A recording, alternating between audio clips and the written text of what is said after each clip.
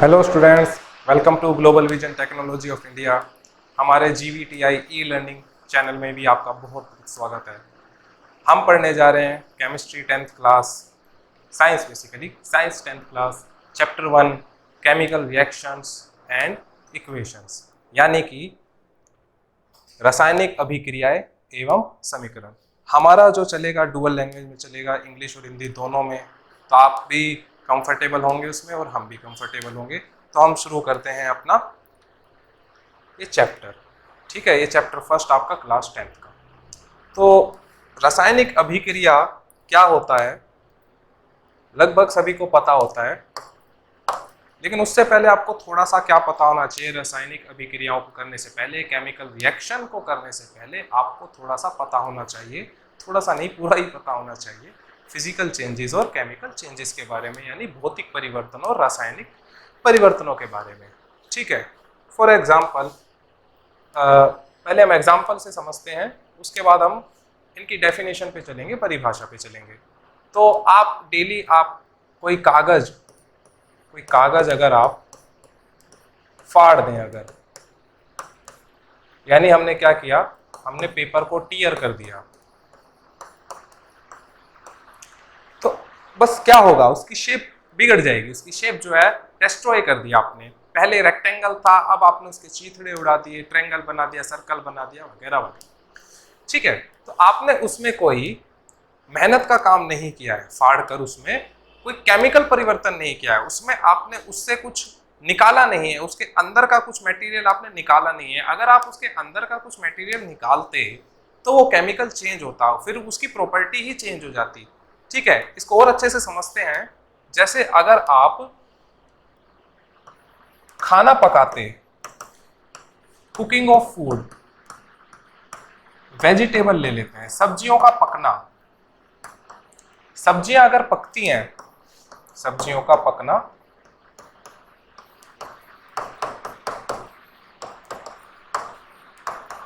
उसमें क्या होगा, उसमें आग लगानी पड़ेगी आपको सब्जियों को पकाने के लिए। जैसे आप कोई भी सब्जी ले लीजिए, भिंडी ले लीजिए, आपने पहले भिंडी को काटा, कटिंग वेजिटेबल, बड़ा ही कॉमन एग्जांपल है ये। उसमें सिर्फ और सिर्फ आपने भिंडी की शेप चेंज कर दी, वो पहले लंबी सी थी, आपने काट काट के उसको टुकड़ों में कर दिया, फिर आपने उसे पकाया, उसमें तेल डाला, मिर्च मसाला डाला और उसका टेस्ट ही चेंज कर दिया। टेस्ट चेंज करने का क्या मतलब है, आपने उसकी प्रॉपर्टी ही चेंज कर। तो जहां पर भी प्रॉपर्टी आप चेंज कर देते हो, अंदर की प्रॉपर्टी आप चेंज कर देते हो, वो केमिकल चेंज कहलाता है। और जहां पर आप बाहर बाहर से करते हो, वो फिजिकल चेंज होता है। अब ये तो बात हुई जनरल लैंग्वेज जो हम किसी को भी बोल देते हैं। फिजिकल चेंज क्या होता है कि इसमें इन्वॉल्वमेंट नहीं होगा, इन्वॉल्वमेंट नहीं होता किसका, केमिकल बॉन्ड्स का, यानी रासायनिक आबंधों का। कोई भी इन्वॉल्वमेंट, भाग नहीं लेंगे, ना टूटेंगे ना बनेंगे। लेकिन वही अगर हम केमिकल चेंज की बात करें तो वहां पर केमिकल बॉन्ड वहां पर आपका भाग लेगा, टूटेगा, नया बन जाएगा। ठीक है, एग्जाम्पल ये लिखे हुए हैं कुछ आपके सामने, और कुछ जनरल एग्जाम्पल्स जो हैं, जैसे मेल्टिंग ऑफ वैक्स, आइस ले लीजिए आप, मेल्टिंग ऑफ आइस, बर्फ से आप क्या बना देते हो, पिघलाकर पानी बना देते हो, नेचर के द्वारा ये हो जाता है। आप आइस रख दीजिए, अपने आप वो पानी में तब्दील हो जाएगी, पिघल जाएगी। तो ये सब फिजिकल चेंज में आता है। कटिंग ट्रीज है ना, ट्रीज को आप काट दो, ट्रीज को नहीं काटना चाहिए, एग्जाम्पल के तौर पे मैं कह रहा हूँ। या कागज आपने फाड़ दिया, वहीं अगर आप कागज को जला देते, बर्निंग कर देते, उसकी बर्निंग ऑफ पेपर किस में आता, अगर आप कागज को जलाएंगे तो कार्बन डाइऑक्साइड गैस का रिसाव होगा, वहां पर कार्बन डाइऑक्साइड गैस वहां पर निकल जाएगी। तो गैस निकल रही है, मतलब क्या हो रहा है, रासायनिक परिवर्तन हो रहा है। अभी हम देखेंगे कैसे आप रासायनिक परिवर्तनों को पहचानते हो। तो जहां भी केमिकल चेंज होगा वहां पर आपका केमिकल रिएक्शन, रासायनिक अभिक्रिया पैदा हो जाएगी। तो ये समझ में आया होगा फिजिकल चेंज और केमिकल चेंज क्या होता है।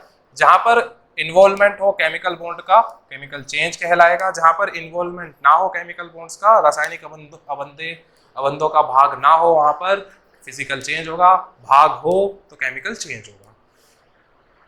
ठीक है, अब हम थोड़ा सा देखते हैं कि जब आप कागज को जलाते हैं या एक दो प्रक्रिया और देखते हैं थोड़ा, जैसे आप रेस्पिरेशन प्रोसेस लीजिए, ये बड़ा अच्छा एग्जाम्पल है। It is also a chemical change, आपका ये रासायनिक परिवर्तन होता है। केमिकल चेंज होगा, केमिकल चेंज जहां होगा तो केमिकल रिएक्शन भी होगी, यानी रासायनिक अभिक्रिया भी होगी, जहां पर भी रासायनिक परिवर्तन होगा। हिंदी में बोलते हैं इसको श्वसन प्रोसेस, है ना, प्रक्रिया, श्वसन प्रक्रिया। तो इसमें क्या होता है आपका, अगर आपने पढ़ा हो, ग्लूकोज जलता है आपका, जलाना मतलब O2 डालना, कार्बन डाइऑक्साइड गैस आप निकालते हो, पानी आप पसीने के द्वारा, और वाटर वेपर भी हमारा निकलता है, प्लस एनर्जी, ऊष्म ऊर्जा, ऊर्जा लिख लेते हैं सिर्फ। ये आपका एक प्रोसेस है जिसको रेस्पिरेशन प्रोसेस हम बोलते हैं। ठीक है, तो ये केमिकल रिएक्शन ही तो है। ग्लूकोज का फॉर्मूला आप जानते हैं C6H12O6। ठीक है, खास बात इसकी क्या है, ये रिएक्शन अभी आपकी असंतुलित है, यानी अनबैलेंस्ड है, तो बैलेंस करना भी सीखेंगे। ठीक है, तो ऐसे तमाम प्रोसेसेस हैं जो आपके केमिकल चेंज है। केमिकल चेंज है इसका मतलब क्या है, केमिकल प्रोसेस है, केमिकल रिएक्शन है। ठीक है, तो व्हाट इज केमिकल रिएक्शन अब हम जानते हैं। केमिकल चेंज आपने जान लिया, अब आप आराम से जान सकते हो व्हाट इज केमिकल रिएक्शन। तो केमिकल रिएक्शन अगर हम बिल्कुल सिंपल लैंग्वेज में बात करें तो उसमें हम ये कहेंगे कि रिएक्टेंट कन्वर्ट होते हैं प्रोडक्ट में, रिएक्टेंट कन्वर्ट हो जाते हैं प्रोडक्ट में, यानी कि रिएक्टेंट क्या होगा, कोई सब्सटेंस होंगे, एक से ज्यादा भी हो सकते हैं, एक भी हो सकता है, ऐसा नहीं कि एक से ज्यादा ही होने चाहिए, एक रिएक्टेंट भी आपका एक प्रोडक्ट बना सकता है। ठीक है, वो हम देखेंगे एक एक करके। यानी कि आपका हुआ क्या, पदार्थ जो थे, मेटल जो था, जो भी था, सब्सटेंसेस पुराने, उनमें रिएक्शन हुई और आपके नए प्रोडक्ट, नए पदार्थ, नए सब्सटेंसेस बन गए। ठीक है, और उनकी खास बात क्या होगी, प्रोडक्ट की जो प्रॉपर्टीज होंगी वो आपकी रिएक्टेंट की प्रॉपर्टीज से अलग होंगी, उत्पाद की जो गुण धर्म होंगे वो आपके अभिकारकों से अलग होंगे, उनके जो गुणधर्म होगा, उनका वजन सेम हो सकता है, उनका वजन सेम हो सकता है। ठीक है, कईयों के वजन सेम, आइसोटोप्स अगर आपने सुना हो, वजन सेम हो सकता है, लेकिन उनके अंदर की जो क्वालिटीज हैं, उनकी जो गुणधर्म है, उनकी जो कैरेक्टरिस्टिक्स हैं, प्रॉपर्टीज हैं, वो अलग अलग होंगी। ये खासियत है केमिस्ट्री की। So this is the definition, ये परिभाषा है आपकी रासायनिक अभिक्रिया। रासायनिक अभिक्रिया के दौरान पदार्थों के बीच के परमाणु की व्यवस्था होती है ना, ये आप जानते हो, नए पदार्थ बनते हैं, और ये डेफिनेशन है आपकी, ये नए पदार्थ बनते हैं, यही इसकी डेफिनेशन है।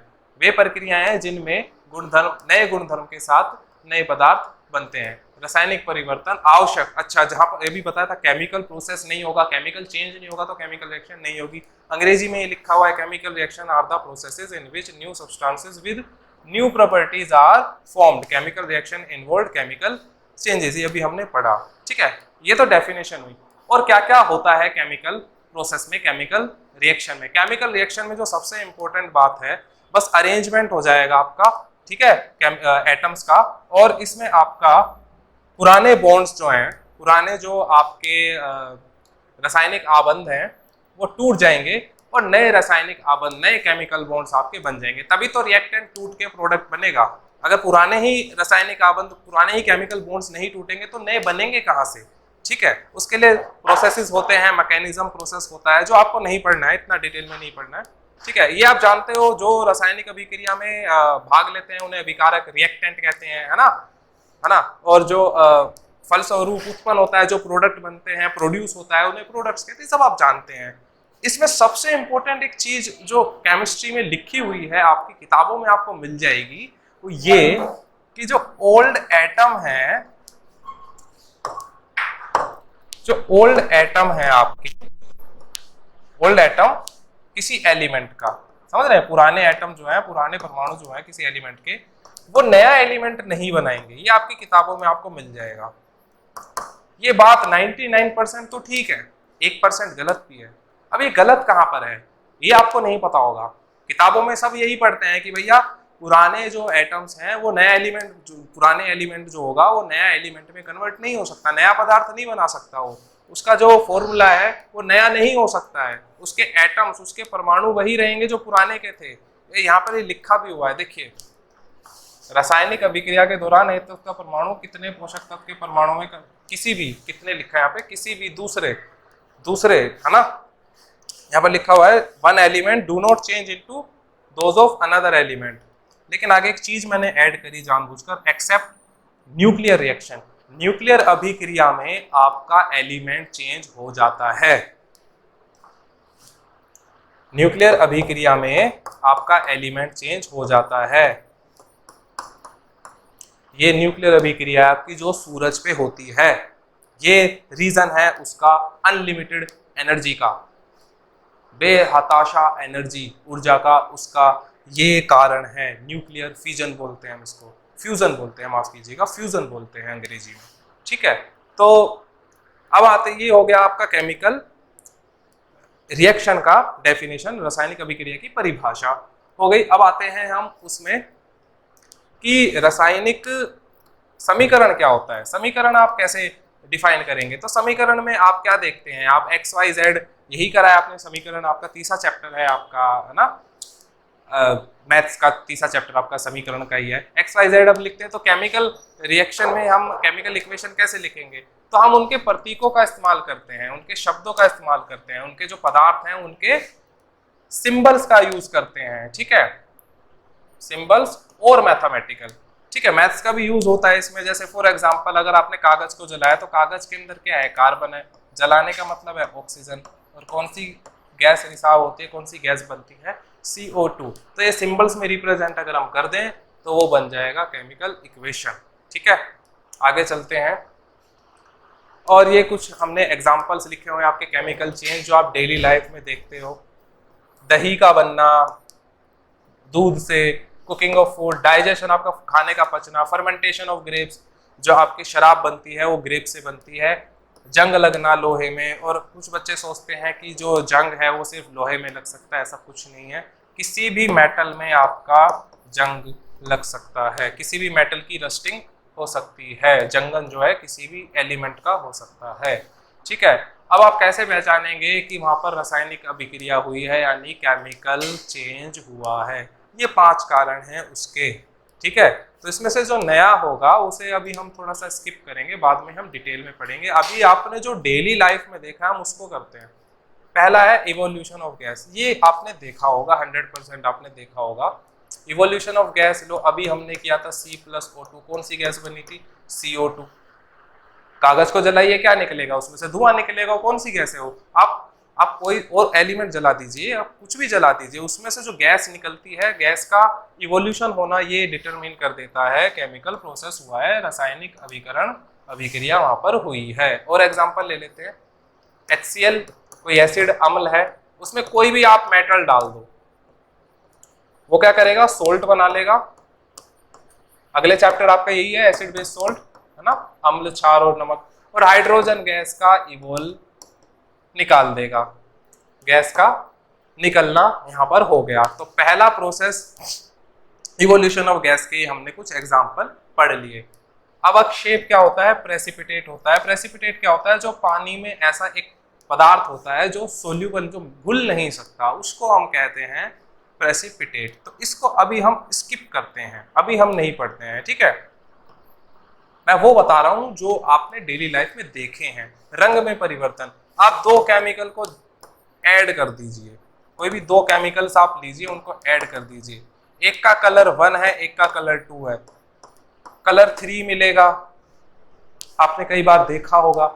आप लीजिए पानी, आप लीजिए नमक, आपने लिया वाटर जिसका कोई रंग नहीं है, और आपने लिया नमक जिसका रंग सफेद है, वाइट है, और आपके पानी के रंग को एकदम थोड़ा सा मिल्की बना देगा। ये आपने किया है, सबने किया है। तो कलर्स का चेंज होना भी क्या बताता है, केमिकल प्रोसेस को बताता है। चेंज इन टेम्परेचर, ये तो सबने सुना है। आप एक चूना ले लीजिए, है ना, चूने को आपने लिया, ये क्विक लाइम बोलते हैं इसको, है ना, चूना आपने लिया CaO, है ना, उसको अगर आप पानी में डालते हैं तब ये बनता है। और ये प्रोसेस काफी खतरनाक होती है। आपसे कहा जाता है कि आप थोड़ा दूर रहिए, क्योंकि इतना ज्यादा वहां पर टेम्परेचर निकलता है, आपका हाथ जल सकता है, आपका पैर जल सकता है, एक्सीडेंट हो सकता है। तो टेम्परेचर में क्या हुआ है, वहां पर चेंज हुआ है।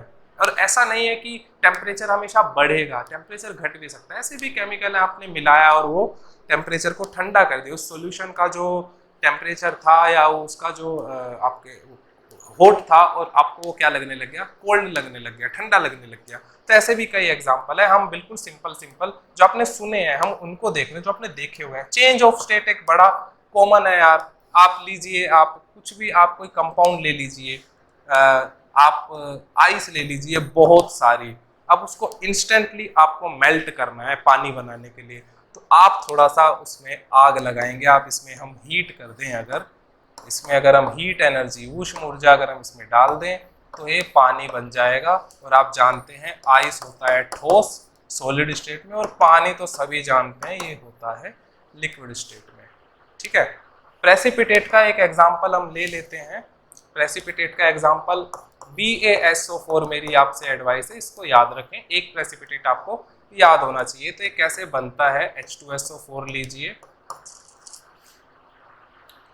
और आप ले लीजिए H2SO4, कुछ भी आप ले लीजिए, है ना, H2SO4 और ले लेते हैं Na ले लिया, माफ कीजिएगा,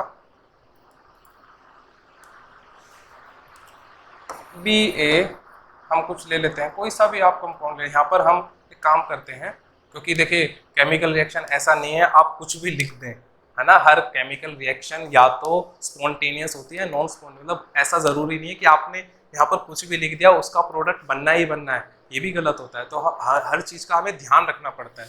ठीक है, Na2SO4 और यहाँ पर हम ले लेते हैं BaCl2।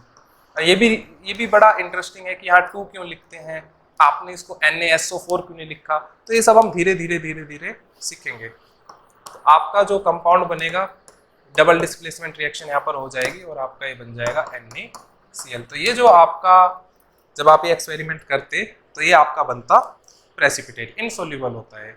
ठीक है फ्रेंड्स, तो स्टूडेंट्स आई होप कि आपको समझ में आया हो।